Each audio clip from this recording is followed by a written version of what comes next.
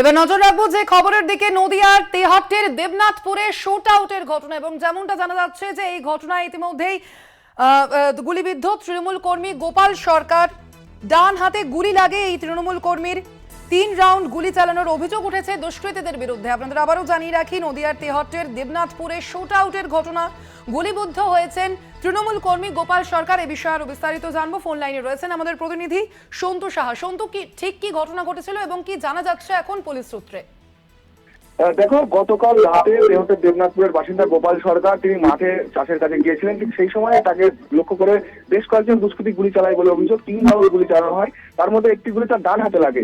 এরপরেই ঘটনায় আহত হলে পরিবারের সদস্যরা তাকে উদ্ধার করে তেহট্ট মহকুমা হাসপাতালে নিয়ে আসে। পরবর্তী তাকে নিয়ে যায় শক্তিনগর জেলা হাসপাতালে। বর্তমানে তিনি সেখানে চিকিৎসাধীন রয়েছে।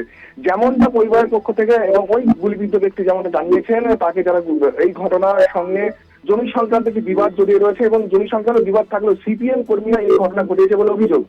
আমরা সিপিএম সিপিএম এর সঙ্গে কথা বলেছিলাম, তারা যেমনটা জানাচ্ছেন এই গুলি রাজনীতি সিপিএম করে না।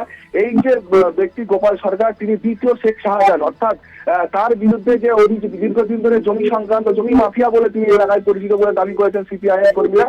এই ঘটনায় এখনো পর্যন্ত 8 জনের বিরুদ্ধে অভিযোগ দায়ের করা হয়েছে। পরিবারের পক্ষ থেকে যেমন জানা যায় যে 8 জনের বিরুদ্ধে অভিযোগ দায়ের করে সকলেই সিপিএম কর্মী। সিপিএম এই ঘটনার সঙ্গে জড়িত। এই ঘটনায় এখনো পর্যন্ত একজনকে গ্রেপ্তার করেছে পুলিশ। তবে জমি সংক্রান্ত বিবাদ নাকি রাজনৈতিক কোনো কারণ রয়েছে সেই বিষয়ে এখনো পর্যন্ত স্পষ্ট করেছেন জানা যায়নি। পুলিশ এই বিষয়ে তদন্ত শুরু করেছে। তবে এই যে ঘটনা, সামনে লোকসভা নির্বাচন, তার আগে শুট আউটের ঘটনা এলাকায় কিন্তু ব্যাপক চাঞ্চল্যের সৃষ্টি হয়েছে। সন্তু, এখনো পর্যন্ত কি এই ঘটনায় কাউকে গ্রেফতার করা হয়েছে? পুলিশ সূত্রে আমরা জানতে পেরেছি এখনো পর্যন্ত একজনকে এই ঘটনায় গ্রেফতার করা হয়েছে। তবে এখনো বাকিদের খোঁজে তল্লাশি চালাচ্ছে পুলিশ। ধন্যবাদ তোমাকে সন্তু।